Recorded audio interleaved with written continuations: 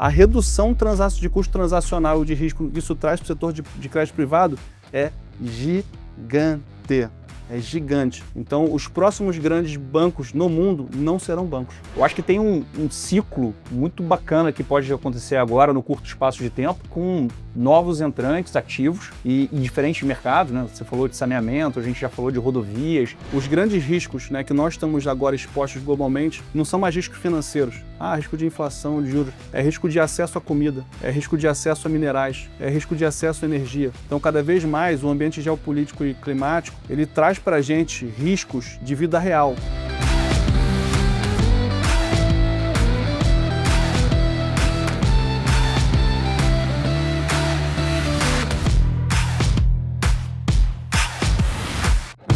Olá, seja bem-vindo ao Conexões, podcast que conecta o mercado financeiro com a economia real.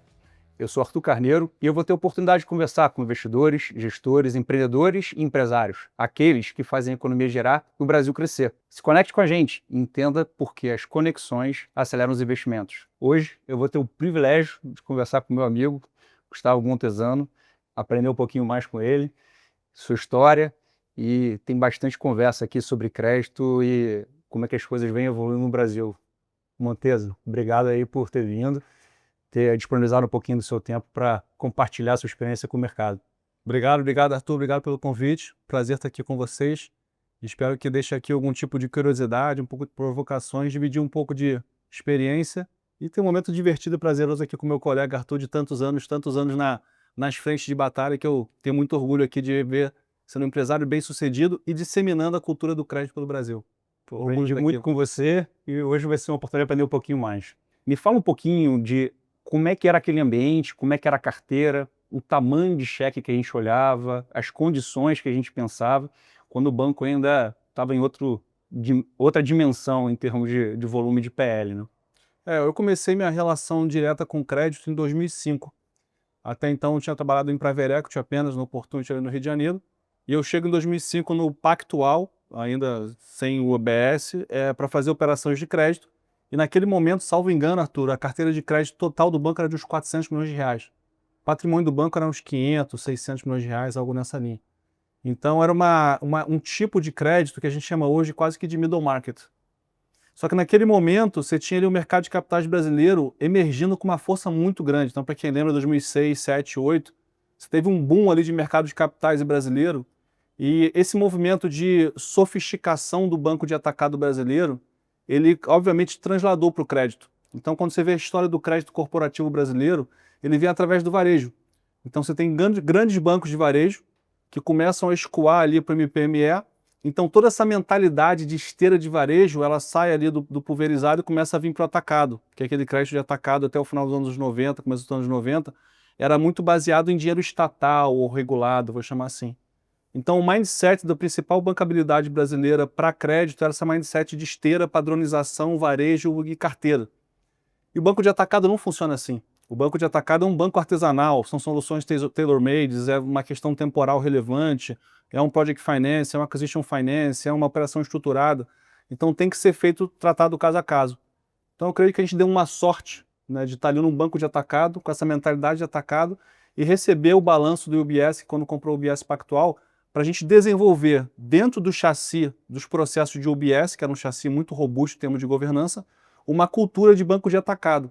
Então a gente foi capaz de criar e construir e ver uma enorme sofisticação e literalmente a criação de alguns mercados que a gente viu acontecer a partir de 2005. Então brinco que é o lugar certo na hora certa, sem saber que naquele momento era assim. Então eu diria que o mercado ele mudou substancialmente. E aí quando eu volto agora para o mercado privado, depois de sair do BNDES, a partir de 2023, eu digo que eu fico impressionado, assim, quando você vê a profundidade que o mercado de crédito privado, que lá fora chama-se de private credit, ou crédito não bancário, já chegou no Brasil. E mais ainda, Arthur, quando você vê o potencial que isso pode chegar, e nem precisa voltar muito tempo, volta a 2015, quando o Pactual teve ali o problema de liquidez, não havia mercado secundário de crédito. Então tem pouco tempo, são 10 anos. Então eu saí da proximidade desse mercado em 2015, quando eu fui trabalhar no braço de commodities do BTG, e depois fui para o governo. Então acompanhava um pouco a distância. Então eu me digo que eu fiquei uns 10 anos afastado do meu meio, né, que eu me considero um ser desse meio. E quando eu volto, bicho, é impressionante a profundidade que o mercado tomou. E acho que a casa que vocês construíram aqui é um exemplo disso, né? Bacana. A gente começa como um banco de middle, como você falou, depois entra com o chassi do UBS, acho que a gente ganha muita governança, aprende a fazer o processo do jeito certo em crédito, e o mercado crescendo e o banco crescendo junto muda um pouco do perfil da carteira. Sim. E a gente começa a olhar uma esteira muito mais ampla. Sim. Então o Pactual passa a olhar desde high grade até o high yield, com estratégia de project finance, que a gente começa a montar também para acessar as grandes empresas, coisa que o Pactual naquela época ainda não conseguia fazer. Eu tenho uma história interessante para falar sobre isso. E a dinâmica muda bastante da sua carteira como um todo. Eu queria Sim. que você falasse sobre esse final de momento seu dentro do Pactual, como era a composição da carteira. Então vou pegar esse ciclo de 2005, quando a gente começou, até 2015, quando o banco teve o problema de liquidez. E aí na hora que o BS entra ali, que foi em 2007, a gente passa para esse jogo de banco de atacado de escala. Então você sai de um jogo de, vou chamar assim, numa low corporate, ou middle market, high middle market, e você entra num jogo de grande empresa com uma tese de serviço de produto que é o dinheiro marginal. Então naquele momento você tinha 50% ou quase 60% do crédito bancário brasileiro estatal, BNDES, Banco do Brasil, Caixa, BNB, etc., e os outros 50% ali muito concentrado, como ainda é hoje, mas Bradesco, Santander, Itaú, Safra. Então o dinheiro marginal ele era caro. Então a gente conseguiu ocupar esse espaço do dinheiro marginal e do dinheiro um pouco mais criativo, que é o quê? É você justamente sair da prateleira de esteira, onde não tem um produto pré-moldado. Na verdade, você tem um cliente com uma demanda e você, como banqueiro, e você, como passivo, tem que se adaptar à demanda daquele cliente. E a demanda ela pode ser temporal, porque ele tem uma questão de urgência ali para fazer algum tipo de operação rápida. Ela pode ser de confidencialidade e sigilo, ele não quer cotar a operação de mercado. Ela pode ser de estrutura, algum tipo de ativo recebível que ele ainda não usou para alavancar aquilo ali. Ou ele pode ser simplesmente de apetite a risco, né? Algum tipo de capital adicional, de capital marginal, que ele não está disponibilizado. E quando a gente se posiciona com um cheque grande nesse dinheiro marginal, que não era ofertado ainda no Brasil, e aí, de novo, aproximando muito a cabeça de investment banking com a cabeça de crédito estruturado e trabalhando isso de forma sinérgica, a gente consegue literalmente criar um mercado. E aí que a gente chama de produtos de acquisition finance, de project finance, tinha os derivativos do indexador lá atrás, o que a gente chamou de crédito estruturado, alguns chamam hoje de special situations, outros chamam de capital solutions. Então a gente vê o nascimento dessas soluções mais diversificadas possíveis de crédito estruturado lá dentro do Pactual e nesse momento que o mercado de capitais brasileiro está explodindo, está ganhando muita escala, muita empresa se descentralizando. Então, como você disse, o perfil da carteira ela foi mudando bastante, né? E era uma carteira em que a gente prezava muito por qualidade do ativo, menos preocupação em concentração da carteira e mais preocupação em concentração do PL do banco. Então, como o banco estava ali se posicionando no meio de bancos comerciais, os bancos comerciais trabalhavam de 5 a 8 vezes, né, de carteira de crédito sobre PL. A gente trabalhava de 2 a 3, então a nossa alavancagem sobre PL era menor.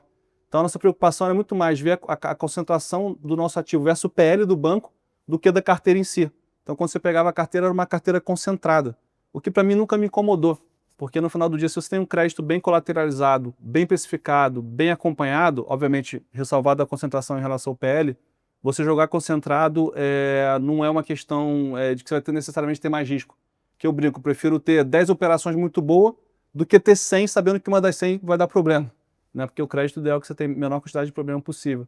Então a gente viu essa sofisticação, Arthur, e aí eu digo que uma parte muito importante disso foi o surgimento do asset class de infraestrutura, né? Que a gente viu acontecer primeiro no real estate. Então, quando você tem ali a nova lei de alienação fiduciária do Brasil em 2005, se eu não me engano, você tem uma mudança completa do financiamento de real estate, e o real estate ele puxa essa agenda do crédito estruturado lá atrás, com operações não recourse, com mais loan de terreno, com plano empresário, e fazendo esse financiamento de ativos, né, desvinculado do balanço de uma forma muito robusta. E isso aí translada para a infraestrutura. E aí que você colocou da criação do Project Finance no Pactual, e eu lembro exatamente como se fosse ontem. O grande marco disso na minha cabeça foi quando o Pactual comprou a Selfin. Então o Pactual comprou a Selfin, salvo engano, em 2011, e a Bolsa Renta na Colômbia, e aí todo aquele processo das áreas de crédito passarem a reportar para a gente no Brasil, né, do Dotted Line, tinha um time de Project Finance na Selfin. Um time muito bom, uma equipe lá de 4 pessoas, super capacitada, super seniors em Project Finance, que operava no mercado andino, basicamente. E eu lembro, Arthur, quando lá chegou o Maurício e o Nicola pra gente, e eles vieram com uma operação lá, nem lembro, era Cobra, Sacir, não lembro, Acciona, uma dessa construtora ibérica, e aí eles chegaram com um orçamento de pre-deal para mim. Eu não lembro o valor, mas era assim, Montezano, a gente vai fazer um deal aqui, uma planta de metrô, solar, não lembro exatamente, vai custar aqui 500 mil reais de diligência. Aí eu olhei aquilo ali, eu falei, cara, vocês estão malucos? Como assim, cara? Eu vou gastar 500 mil reais para talvez fazer uma operação? Eu faço isso aqui no Brasil com um estagiário, eu não preciso desse setor. Aí eles se olharam assim na sala, olharam para mim e falaram, não, Montezano, é que eu tenho que analisar o seguro ambiental, o risco ambiental, o seguro, a engenharia, o regulatório, porque se der problema o ativo é nosso, é um project finance. Depois de 2 meses, Arthur, eu vi que a gente não entendia nada disso. Eu vi que o Brasil, a gente não tinha desenvolvido o financiamento a ativos, o project finance de verdade. Depois a gente conta um pouquinho da história por quê. E foi aí que a gente teve a ideia de montar lá uma área de project finance do banco em 2012, entendendo que aquele movimento que já tinha ocorrido em Peru, Chile, Colômbia e México, onde as operações de financiamento de ativos eram muito mais sofisticadas que a nossa, eles iam vir para o Brasil. Tanto porque o BNDES não ia ter muita durabilidade naquele modelo de dinheiro subsidiado, quanto que era mandatório que a gente tivesse uma capacidade de financiar ativos sem depender do aval corporativo ou da garantia do sponsor, para aquilo ficar de pé, para a gente conseguir ter a escala necessária para a infraestrutura. E a gente monta aquela área em 2012 para trazer para dentro do Pactual esse conhecimento. E aí, 3 anos depois, essa história mostra que a visão estava muito correta. Depois eu posso contar um pouco, porque eu vi depois essa mesma cena do lado do BNDES. Né? Então a gente vem tendo essa migração de sofisticação e de melhoria de, eu diria, especialização do produto no crédito para financiamento de ativos no Brasil. E digo com segurança, tá, Arthur? Com segurança. A gente ainda está na metade do caminho. Bacana. Eu acho que tem muita coisa que o Brasil está incipiente, está aprendendo. A gente aprendeu muito, né? Como a gente falou, a gente deu muita sorte, de repente, de ter absorvido esse conhecimento andino, esse conhecimento suíço e de certa forma, ir aculturando. Eu queria pegar um primeiro ponto antes de ir para a infraestrutura, que no BNDES a gente pode explorar isso bastante, que é relacionado ao que você falou da garantia. O mercado de capitais, até pouco tempo, era focado em operações high grade. E ninguém olhava muito para a garantia. Eu falo aqui que a gente tem 2 pilares dentro do crédito, que é o fluxo que vai te pagar e a garantia. Se eu tenho muito fluxo, eu não preciso olhar tanto para a garantia. Se eu tenho muita garantia, eu tenho um desenho mais special, mas talvez eu tenha um pilar que consiga sustentar aquele telhado. E o mercado de capitais não enxerga isso da mesma forma. E, em parte, porque tem muito medo do problema. Né? Se eu tenho um problema, você com muita garantia, você tem a tranquilidade de que você tem um loss given default baixo, que você tem pouco risco de perda daquele capital, por isso que você de repente fica numa concentração maior naquela época como banqueiro do que o mercado hoje consegue enxergar. Fala um pouquinho sobre essa experiência, esse olhar de quem estava na mesa de investimentos, que é bastante diferente do que hoje o mercado de capitais entende como estrutura. Isso, assim, vamos pegar um pouco a história do mercado de capitais. E o mercado de capitais, ele vem, né, títulos soberanos, né, juros, câmbio, ações, bonds. Então são mercados que prezam primordialmente por liquidez, por negociações secundárias dos ativos. Então no final do dia, vou usar uma expressão um pouco exagerada aqui, o credor de um bond não está, entre aspas, tão preocupado com a garantia. Ele está mais preocupado com a liquidez do bond e que ele possa entrar e sair se ele vê algum problema e com a precificação correta daquele yield na tela, do que se o ativo tem garantia ou não tem garantia. Então bonds, né, com um volume muito grande e que tem um market making e que tem uma duration longa, né, para você poder se acostumar a aprender aquele issue, aquele ticker, eles trazem esse benefício e é uma visão muito diferente de uma visão de ativo. É uma visão que busca o mercado secundário e o mercado de liquidez. Só que a gente brinca, né? Isso funciona enquanto está tudo bem. Na hora que dá problema, a liquidez deixa de ser material relevante que vale ao crédito. Então, no final, tem sempre um crédito ali por trás. Então, esse distanciamento da visão, né, de uma pessoa que trade ações, por exemplo, no mercado secundário, e de quem está fazendo um crédito líquido, eu diria que ela é bastante substancial. Só que hoje, o que está acontecendo, não só no Brasil e no mundo, é que o distanciamento de mercados líquidos e de private assets, de mercados privados, está se distanciando. Muito pelo contrário, na verdade, estão se sobrepondo. Então, aqui, pegando a linguagem do nosso dia a dia, a gente está empacotando hoje em securities, em títulos de mercado de capitais, operações de agronegócio, de fazenda, operações de imobiliário, que a gente faz isso já há 20 anos, operações de infraestrutura.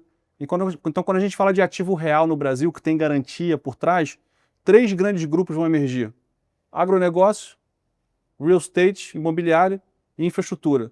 Você vai sobrar uma franja ali de industrial, de alguma coisa aqui e ali, mas é pouco. No Brasil vai ser pouco, a nossa indústria, infelizmente, não tem uma base de capital instalada tão grande frente a esse. Então, quando a gente falar aqui de ativo real e garantia, peço que quem está nos ouvindo pense em agro, infra e real estate, e os conceitos valem para todos. Então, pegando essa tua visão, o mercado de líquidos, né, de capitais, ele vem com essa cabeça da liquidez, do trading, e ele funciona num mindset de cabeça de trader especulativo de mercado secundário. O mercado do banqueiro de crédito é o oposto. É alguém que está originando o ativo no primário, tem a relação comercial e está fazendo aquele ativo real se transformar num ativo financeiro. Essa é a nossa função, nosso trabalho. Pegar um ativo real, empacotar ele com contratos, estruturas e garantias e transformar ele num ativo financeiro, que pode virar o que esse ativo financeiro? Uma security, que é o mercado, né, e é isso aí encontra como assim, os mundos se encontram, tá? E o que a gente está vendo hoje, não só no Brasil, no mundo afora, é que no private credit, esse mundo do mercado de capitais, ele está se infundindo completamente no mercado de crédito e está desbancarizando o crédito. Então, isso aconteceu no mercado americano no varejo e está acontecendo muito profundamente no mercado americano agora desenvolvido, no mercado de private assets, né? Isso está acontecendo aqui no Brasil. Só que qual que é o grande desafio? Todo esse ecossistema, essa rede de funcionamento, eu diria, de circulação vascular do mercado de capitais, ele funciona num chassi de liquidez secundário. Esse bicho que vem aqui, ele não funciona com esse chassi, com esse mindset, com essa metodologia. Ele funciona com uma metodologia de empacotamento de ativo reais com estrutura. Então, se você pega isso aqui e tenta encaixar um no outro, ele parece que não funciona muito. E, na verdade, onde está o valor que protege o teu crédito? Está no ativo, está na estrutura. Então, na prática, o que vai acontecer é que esse mindset aqui ele vai começar a se sobrepor e se beneficiar, sim, do mercado de capitais, reduzindo o custo de capital, aumentando a disponibilidade de risco, né, para o setor de private credit. Mas, na nossa visão, Arthur, é muito mais esse mundo aqui do ativo privado, que é o que a gente viu há 20 anos atrás no Pactual, 10 anos, ele moldando a forma como o mercado de capitais funciona, do que o contrário. E aí, para isso acontecer, tem 2 variáveis importantes, tá? A primeira é que quando você está negociando um bond ou uma ação, eu e você como pessoa física, a gente pode comprar uma ação da Vale, uma debênture da Eletrobras, uma debênture da Ambev, problema nenhum.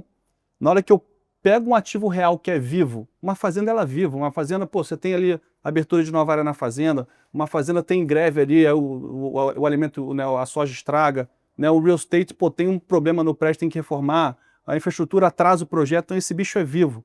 Então, ativos reais que são vivos, né, que não são ainda maduros e não são yield assets e que estão em formação, você empacotar isso aqui direto como uma security direto para a pessoa física, não funciona. Não funciona. Você tem que ter aqui no meio uma figura do gestor.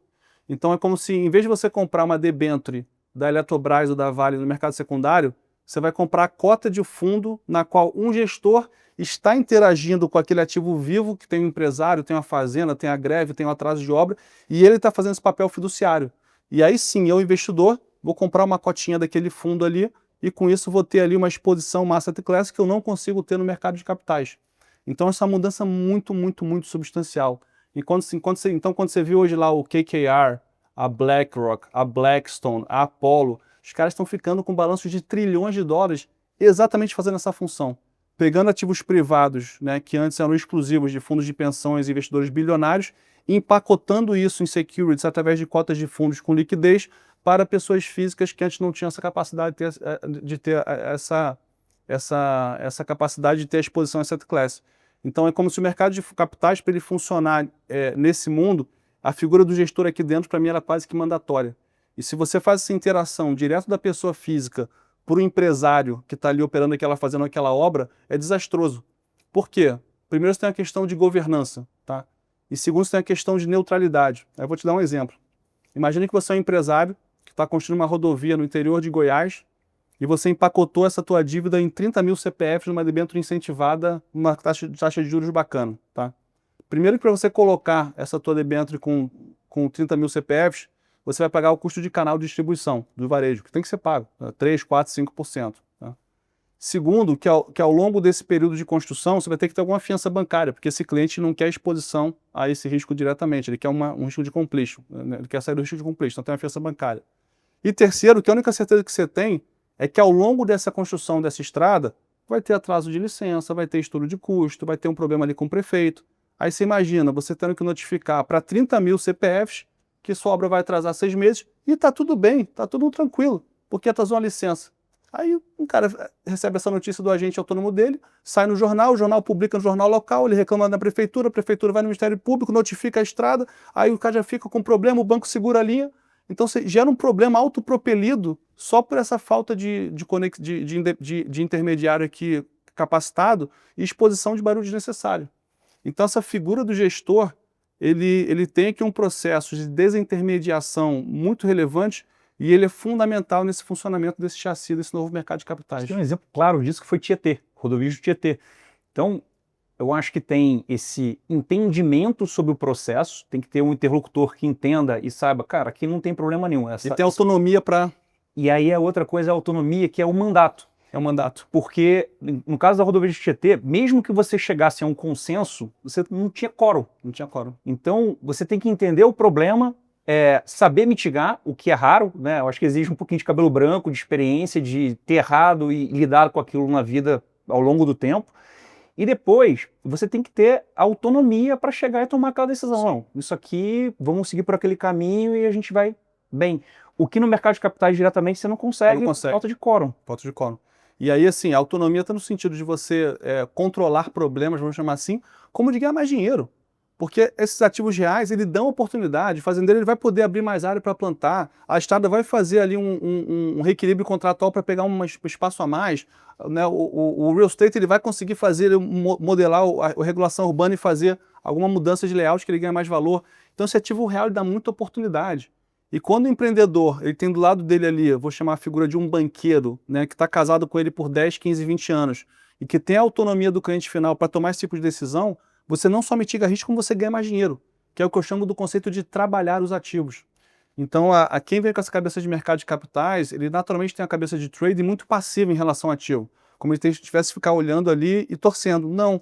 Quem está no ativo real, você mandatoriamente trabalha o ativo. E eu lembro do nosso histórico ali, o dinheiro que a gente ganha de receita adicional por trabalhar um ativo é muito material. Na verdade, se eu pego o meu histórico ali na conta de padeiro, em FIIs de pré-pagamento, waiver fee, renegociação, esse trabalhar o ativo era mais spread do que a inadimplência da carteira. Então, na verdade, quando você entrava num spread ali nosso a 2,5, trabalhando o ativo eu ganhava 3, perdia 0,3, 0,4 de inadimplência, então eu ganhava mais do que o spread de entrada. Então, assim, que é até um negócio meio contraintuitivo, né? Cara, isso é fantástico, porque primeira coisa que o mercado de capitais não entende, existem problemas na economia real, e eu tenho que lidar com eles. Segunda coisa que ele não entende, eu posso me beneficiar desses problemas. Você pode antecipá-los. Eu posso ganhar dinheiro solucionando o problema do empreendedor. Então surgiu um problema para o empreendedor e eu sou o conduíte dessa solução e eu vou ser remunerado por isso. Perfeito. E a terceira coisa que é importante, que você mencionou, que o mercado finge que crédito não tem, é que existem default. Não, tem que existir, né? Faz parte. Você me falava muito isso. Se eu não tomar nenhum default, quer dizer que eu estou errando na minha decisão de investimento, né? E isso tudo é um pouco do que eu falo aqui na Axis, como invista como os bancos investem. Então, o que você falou a cabeça do banqueiro é diferente e no resto do mundo ela está se sobrepondo à cabeça do mercado de capitais de tal maneira que o mercado de capitais está aderindo a isso, né? Então é muito bacana escutar isso de uma maneira clara e com essa vivência de quem teve ali de trás do balcão de um grande banco de investimento. Mas a gente estava conversando até antes daqui, e para que isso aconteça, eu acho que tem um papel do gestor, que tem que cuidar dessa fidúcia do crédito, mas tem um ponto que é muito importante, que os bancos detinham e reservavam para si também, que é a originação do papel.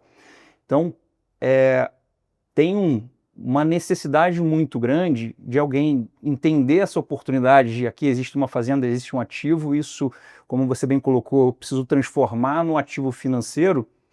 Tem que ter pessoas especializadas em fazer esse movimento. Como é que você enxerga isso e em que estágio a gente está hoje no Brasil nesse aspecto? Deixa eu pegar essa teu pergunta e eu vou conectar com o que faltou da minha resposta e eu entro aqui, tá? Então, a primeira grande mudança é essa questão do intermediário entre a security e o ativo. Essa é uma função fundamental e tem que existir. Então, você tem N cases como Rodovia de Tietê, Rio Alto, 2W, que você tirou essa figura intermediária e quase fez um IPO de projetos e não funciona. Tá? E aí, qual que é o segundo grande efeito que o crédito privado traz, tá, Arthur? Vamos olhar um balanço de um banco. O balanço do banco vai ter ali 15, 20% de patrimônio, 85% de alavancagem e vai ter ali 5 vezes patrimônio em crédito. Então é uma alavancagem substancial. Na hora que você migra para o private credit, essa alavancagem meio que some. Então tem uma grande preocupação de uma bolha de private credit, de não vai ter um crash. Na verdade, sim, os mercados podem se movimentar e tem movimentos técnicos de entrada e saída de dinheiro. Sim, tem. Mas se você fizer uma comparação da quantidade de capital, que é recurso permanente, ou sem descasamento de ativo e passivo, que você tem no sistema financeiro, no sistema bancário, vis-à-vis o private credit ele é muito menos alavancado e muito menos descasado, portanto um capital muito mais resiliente do que o sistema bancário em si. Então, na verdade, você está tornando o sistema de financiamento de crédito mais robusto, né? Ele mais resiliente. Então ele aguenta sim mais pancada. O que a gente não aprendeu ainda? Quão forte é esse movimento técnico de entrada e saída do investidor do mercado de private credit. Isso a gente não sabe ainda, isso a gente vai descobrir. Mas a verdade é que, a despeito desse movimento técnico de entrada e saída, quando você pega para o risco financeiro ali de alavancagem de patrimônio e descasamento de duration de ativo passivo, o crédito privado ele é muito mais resiliente. E a gente está aprendendo a entender como é que esse bicho funciona, tá? Como é que esse bicho funciona. Então aí eu vou para a segunda parte do que você falou. Então, o que é? É justamente a arte, né? Que eu digo que é um processo artesanal, mas que pode ser processualizado e tal, de você transformar relacionamentos, seja um relacionamento de confiança, seja um relacionamento comercial, ou um relacionamento técnico, desse empreendedor, desse empresário, desse ativo real, para empacotar ele numa security, tá? Num ativo financeiro. Esse processo, ele passa pelo contato, por você conhecer a empresa, o projeto. Segundo, você estabelecer essa relação comercial. E terceiro, ter um conhecimento técnico, jurídico, financeiro, de estruturação, para você poder empacotar isso da melhor forma possível. E aí você não consegue botar isso numa prateleira padronizada de um banco de varejo, eu diria que tudo serve para tudo, qualquer chassi. Na hora que você consegue ter essa capacidade de tornar cada empreendedor único, cada projeto único, cada ativo único, e conseguir maximizar ali as condições contratuais e financeiras para reduzir o máximo possível o custo de capital daquele projeto, você consegue agregar muito valor para a economia real. E aí, por que a gente consegue fazer isso numa gestora como a Axis, como a Evian? Porque a gente hoje tem uma evolução da regulação de mercado de capitais impressionante no Brasil, né, em facilidades e flexibilidade de instrumentos. Aqui faço uma menção honrosa ao nosso ex-presidente da CVM, o JP, que deixou um legado enorme lá. E segundo, a tecnologia. Então, todas aquelas análises contratuais e de modelagem que você consegue hoje fazer de uma forma muito mais acelerada, ou seja, reduzindo o custo transacional, faz com que esse mercado de private credit ele possa se desbancarizar e se descentralizar. Então, esse processo de você olhar cada cliente, cada ativo de forma única, é o que a gente chama de especialização. Então, o que está acontecendo no real estate, o que está acontecendo na infraestrutura, o que está acontecendo no agro?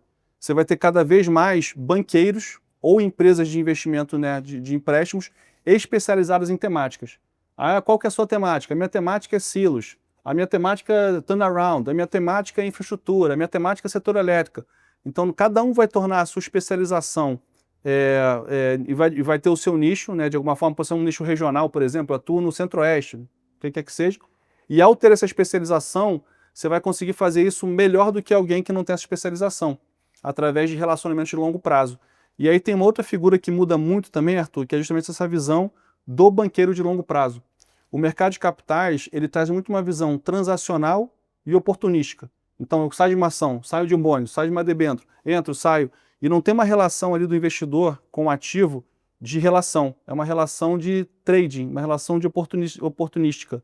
A nossa relação aqui de originação e estruturação de ativos financeiros, ela não pode ser assim.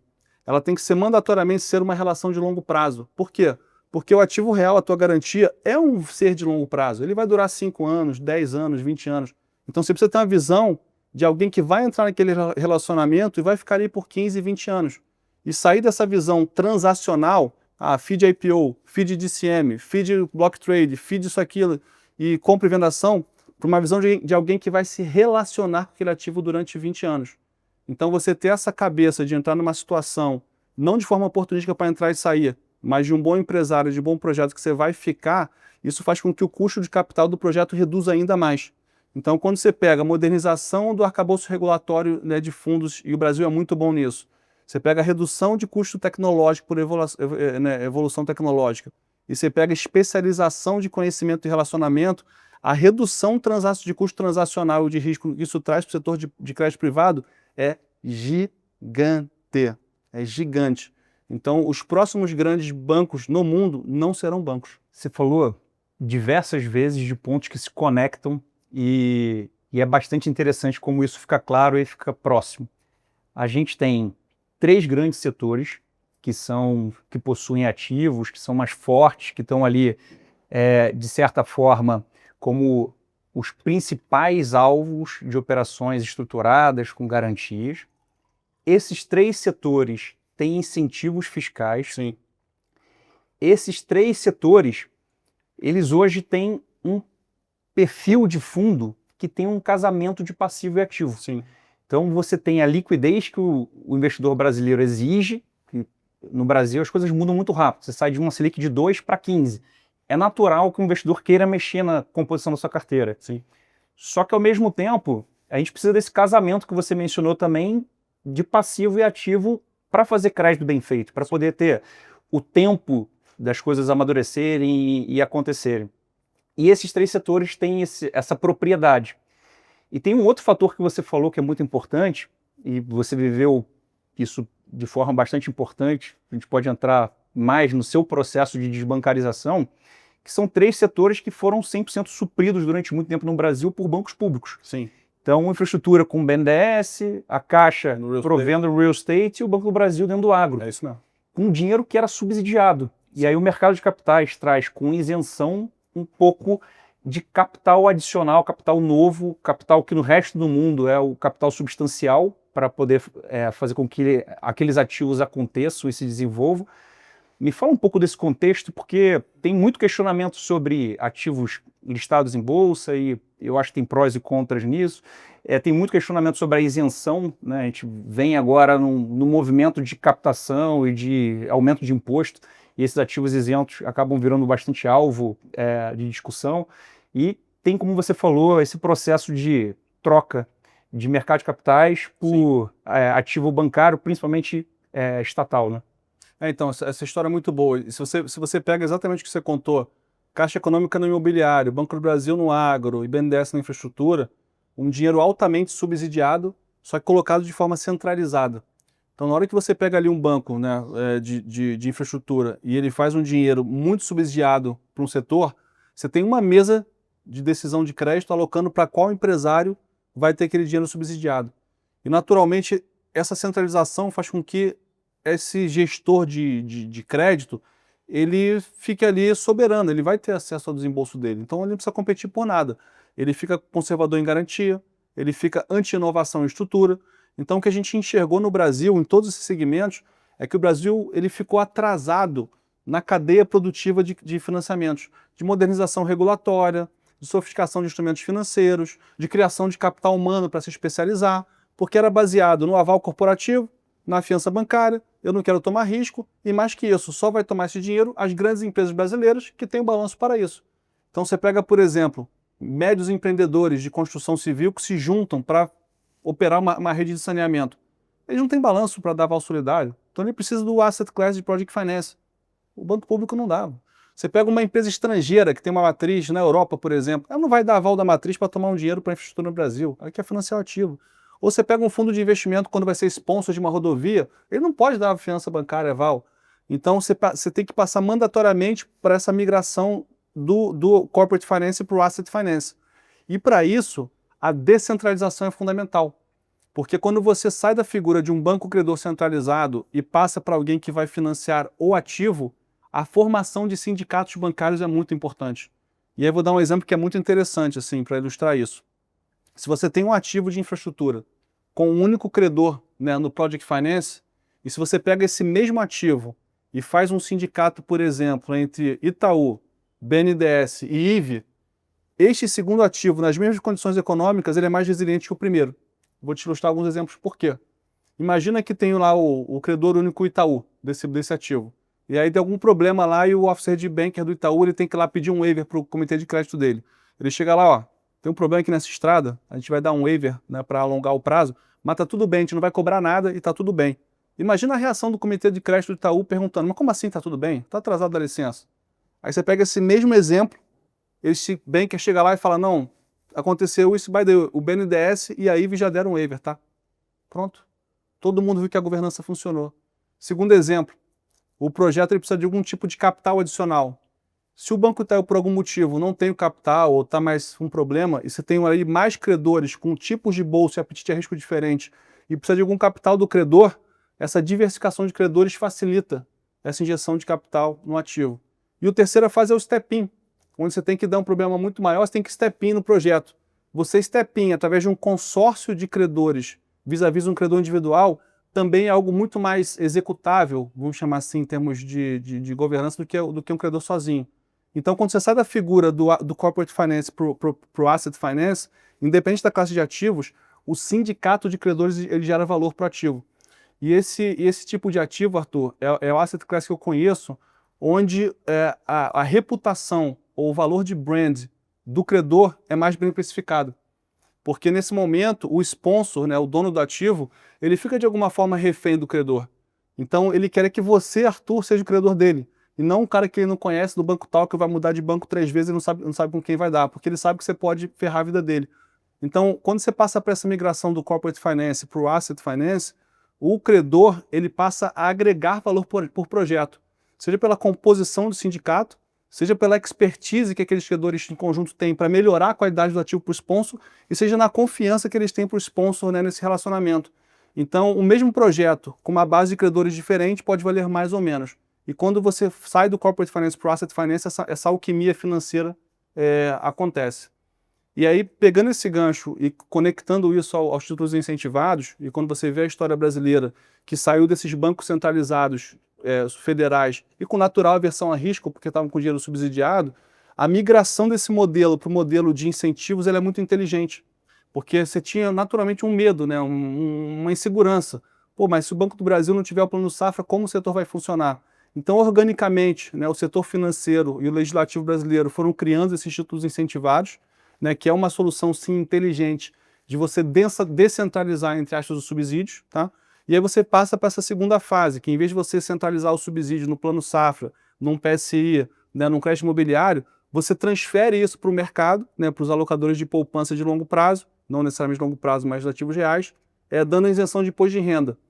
Quer dizer que vai ficar assim para sempre? Não, pelo contrário, isso vai acabar um dia. Com certeza essa isenção vai acabar um dia. Por quê?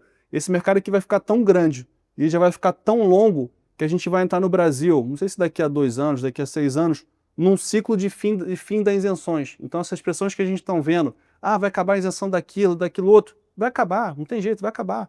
Assim como lá há 10 anos atrás tinha pressão para acabar a TJLP, e acabou. Agora vai acabar a isenção também. A gente nunca sabe politicamente, em termos de mercadológico, de macro, quando isso vai acontecer. Mas é inexorável que isso aconteça. E por que é natural que isso mude? Porque a gente vai migrar para como sempre deveria ser. Você ter um imposto progressivo pela duration do ativo. Não importa se você está financiando o agro, não importa se você está financiando o infra, não importa se você está financiando o real estate. Você ficou no ativo 5 anos, vai pagar menos imposto que quem ficou 1 ano. Você ficou 10 anos, vai pagar menos imposto que quem ficou 5 anos. Vai pagar 15 anos, vai pagar menos ainda. Então você promove ainda mais aquilo que a gente falou anteriormente, que é a estabilidade de duration do passivo, através do estímulo fiscal. Aí sim, isso é bacana e vou chamar assim, sendo agnóstico em relação aos ativos. Isso vai acontecer e não tem problema nenhum, e os fundos de pensão já funcionam assim. Então você vê a história brasileira, ela faz muito sentido, e esse asset class ele vai mudar em algum momento para o fim dos incentivos. Então que eu digo para os alocadores, aproveitem, aloquem e fiquem nos ativos. Agora, entrou no ativo, que era para ficar 10 anos e saiu 1 ano, vai pagar mais imposto sim, tem que pagar alguma coisa. Eu acho bacana, mas eu gosto do fato de não ter acontecido ainda, porque a transição não aconteceu. A gente ainda está muito voltado para aquela economia anterior.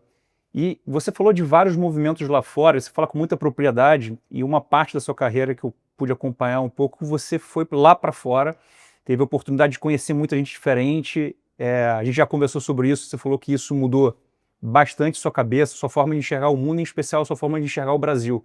Queria que você compartilhasse um pouquinho de como foi essa experiência, quais foram os grandes inputs que você tirou desse período morando lá na Inglaterra. Eu vou te falar que, Arthur, assim, foi uma das melhores decisões que eu tomei da minha vida. Então, o BTG teve aquela crise de liquidez em novembro de 2015. Aquilo basicamente fez com que o banco ficasse impossibilitado de aumentar a carteira de crédito por um tempo. E havia necessidade de reestruturar a empresa de commodities do banco naquele momento. E, salvo engano, o banco estava com uns 15 bi de reais de valor de mercado e a gente tinha alocado lá na empresa 10 bilhões de reais em capital. Então, eu fui para lá para ser o emissário aqui do controlador para reestruturar a empresa e devolver o capital para o Brasil para reduzir essa concentração de patrimônio ali.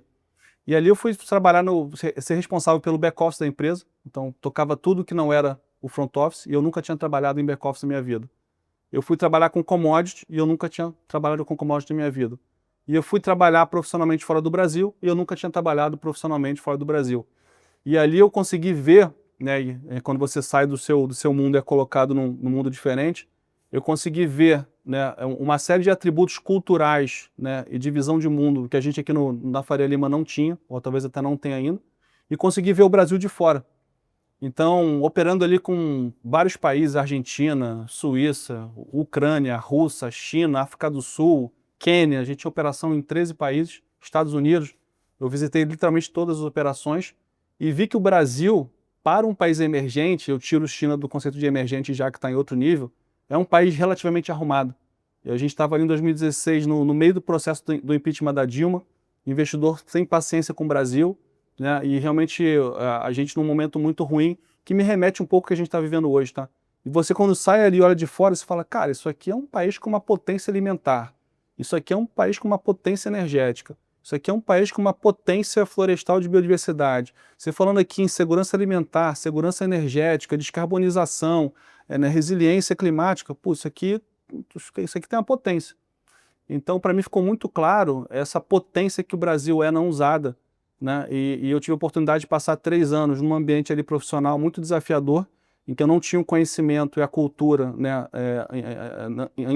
endógena ali do sistema, e tive que atuar como outsider, como alguém que tinha que ser politicamente inteligente, trabalhar com um nível de desconhecimento, eu diria, bem maior do que eu trabalhava antes em relação ao tema aqui no Brasil, e com uma capacidade de fazer parcerias e tomar decisões com maior grau de insegurança. E foi isso que me capacitou aí para o governo depois e tocar o BNDES, tanto pelo aspecto de ver o potencial do Brasil não explorado, que eu vejo até hoje, né, com grandes olhos, e é por isso que a gente fundou a IVE Capital, porque o Brasil ainda está no começo do começo de um ciclo que esse jogo de ativo real vai multiplicar por algumas vezes, e me capacitei, né, me formei como executivo para poder trabalhar num ambiente público, né, estatal, que é um ambiente bem diferente de um banco de investimento, né, de partnership, mas completamente diferente, e aí você aprende a desenvolver suas ferramentas, né, que eu brinco que qualquer executivo, qualquer empresário, todos nós temos o nosso melhor estilo de jogo. Então assim, se é um ponta direita, bicho, vai para a ponta direita e, meu irmão, faz o teu jogo bem jogado e, meu irmão, mete tudo na ponta direita.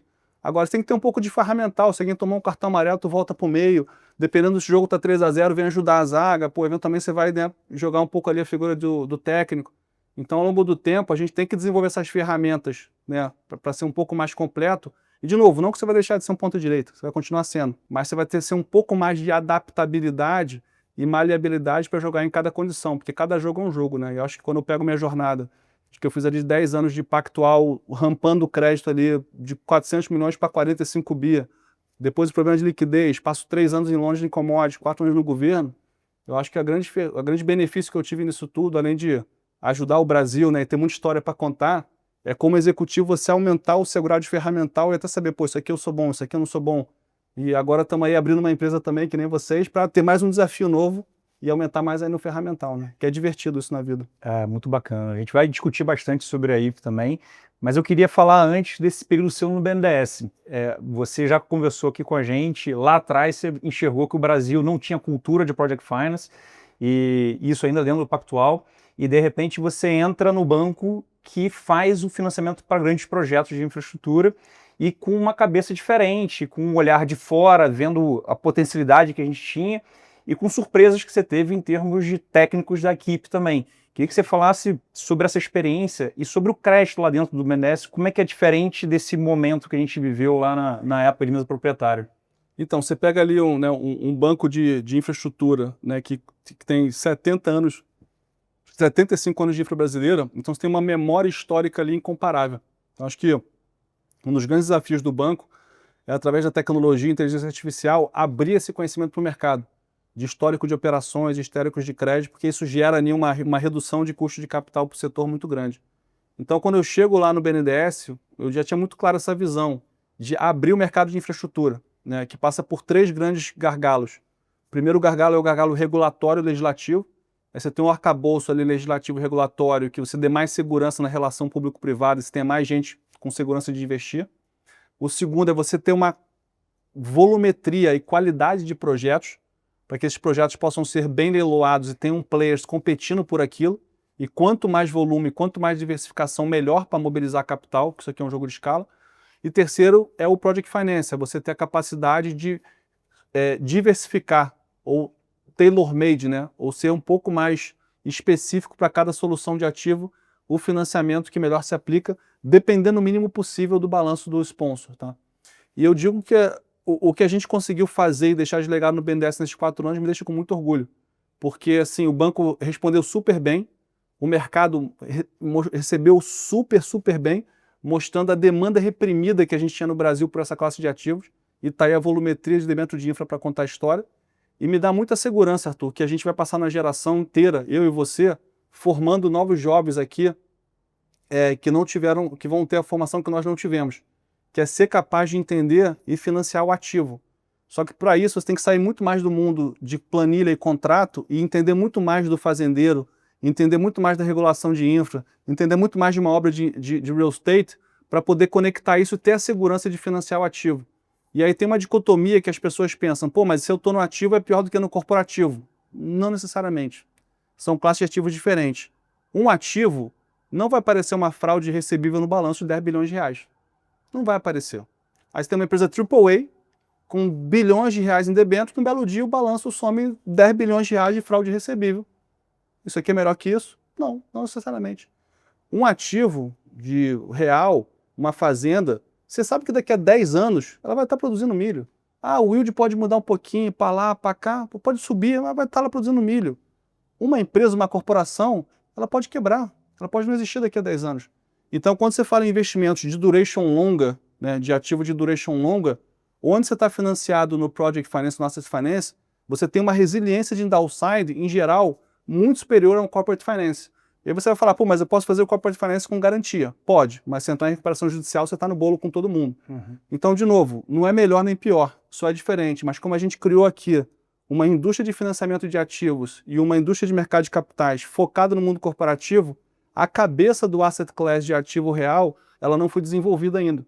E aí quando eu pego o histórico de inadimplência, tanto do BNDES quanto lá no Pactual do histórico, lá dentro, esse asset class aqui, ele é muito mais resiliente. Ele é muito mais resiliente. Especialmente quando você trabalha com duration longas. E a boa notícia, ele é menos servido. Por quê? Porque esse ativo, ele precisa de passivo longo. Então você pega um crédito bancário acima de 7 anos, é uma taxa cara, porque o banco está tomando empréstimo para isso.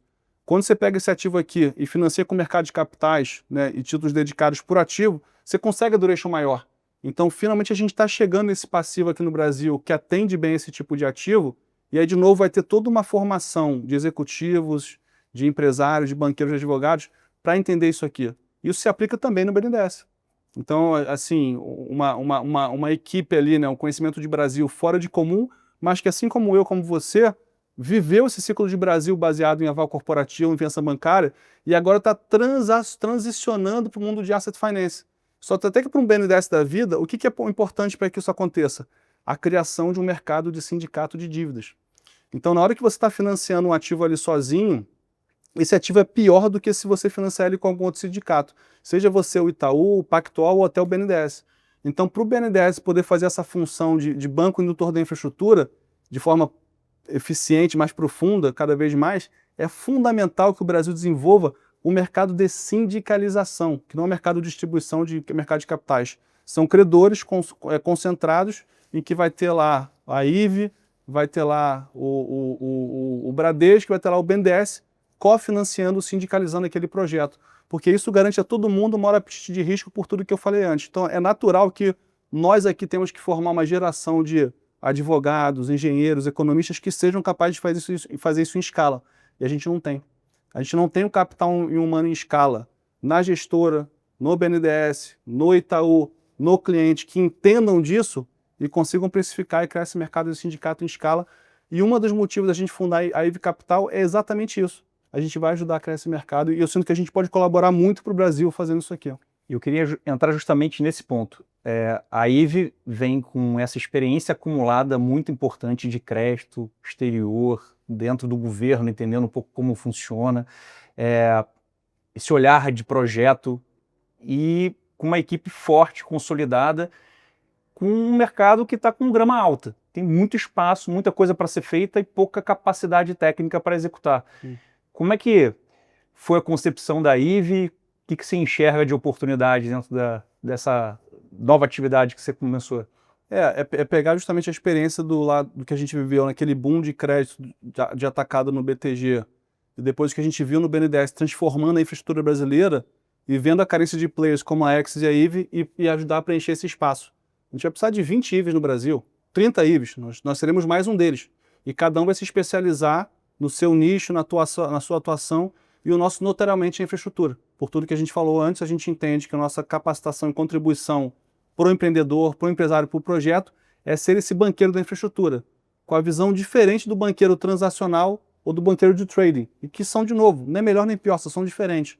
Então, a nossa visão é, através de uma partnership, ter a nossa remuneração atrelada a um AUM da infraestrutura por um longo prazo e ganhar na duration do projeto. Evitar o máximo possível ser um banqueiro transacional. Porque você quer que um projeto de infraestrutura dê errado, você bota aqui uma construtora focada só na construção, sem pensar na operação, e você bota um banqueiro só focado no FII, sem pensar no duration do ativo de longo prazo que ele vai colocar no mercado de capitais. Combinou um com o outro, tá aí Grupo X, tá aí Lava Jato, tá tudo para contar a história como o negócio dá errado. Então, criar esses sindicatos, essas casas de financiamento à infra especializadas que se remuneram não do transacional, mas sim na duration do ativo ao longo da vida dele. O que, para mim, é um investimento de capital de giro considerável, porque a curva J desses projetos são longos, mas na hora que você tem ali um AUM relevante e uma base de projetos empreendedores que estão contigo por 10, 20 anos, depois daquele momento o teu Client Acquisition Cost é zero, ou negativo. Porque você já tem um custo para acompanhar o projeto. Só que aquele custo de acompanhamento te vira uma originação de outras oportunidades a um custo negativo. Então você faz a curva J, entra no cliente, entra no projeto, monta um AUM resiliente de longo prazo, e dali você consegue trabalhar junto com teus clientes para fazer novos projetos, novos investimentos. Então você vai precisar de grandes clusters como esse no Brasil, para que a gente possa dar conta de uma parte pequena do potencial da infra brasileira. O negócio é muito grande, Arthur. O potencial é numericamente muito grande. Tá?